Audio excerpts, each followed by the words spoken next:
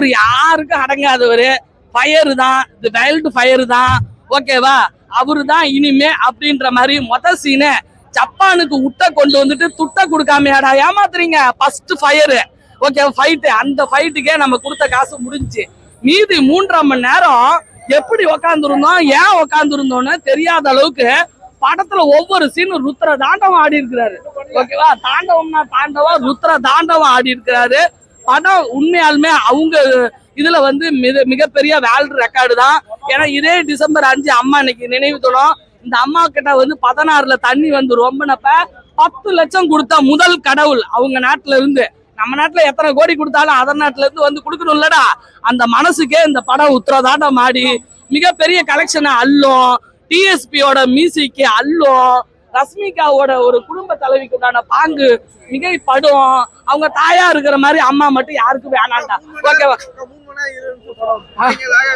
எங்கேயுமே லாக் இல்ல, எந்த சோர்வும் இல்ல, அப்படி பின்னி எடுத்திருக்காங்க. பொண்ணு மேல கையை வச்சா அரை செகண்ட்ல வருவாரு. மத்தவங்களுக்கு ஒரு பிரச்சனைனா ஒரு 1/2 மணி நேரம் ஆகும் அப்படின்ற கண்டென்ட்டோட வந்திருக்காங்க.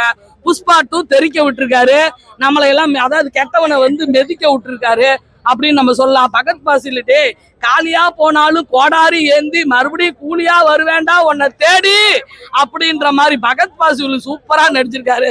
பகத் பாசில், ரஷ்மிகா, டிஎஸ்பி, அல்லு அர்ஜுன், சூப்பர் அர்ஜுன், வேற லெவலு. நீங்க கஷ்டப்பட்டதுக்கு கடவுள் உனக்கு அள்ளி அள்ளி அந்த திருவண்ணாமலை சிவன் உனக்கு கொடுப்பாரு. சிவனை வச்சுக்கிட்டு ஒரு சீனை கூட காட்டுறாங்கப்பா. ஏன்னா எங்க போனாலும் இந்த சிவன் விடமாட்டேன்றாருப்பா.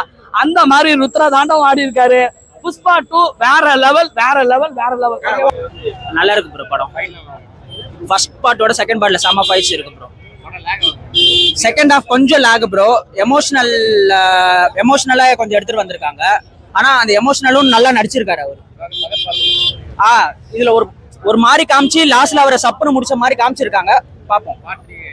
பார்ட் 3க்கு லீட் கொடுத்துருக்காங்க. கண்டிப்பா ஏதோ ஒரு வில்ல இருக்கிற மாதிரி காமிக்கிறாங்க. அது யாருன்னு தெரியல. சாம்சியை செம்மையா பண்ணியிருக்காரு ப்ரோ. பேக்ரவுண்ட் ஸ்கோர் பயங்கரமா இருக்கு.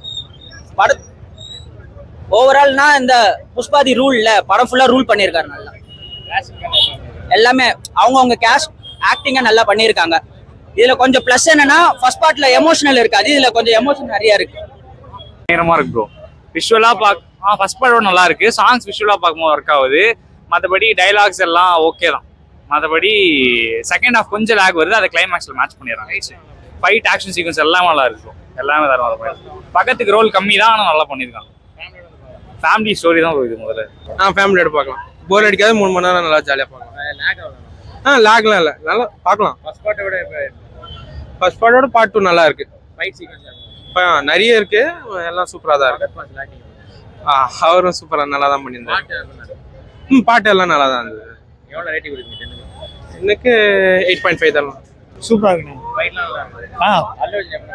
சூப்பரா பண்ணி போர் அடிக்காம என்னன்னா இல்ல ரெண்டு ஒரே தானே.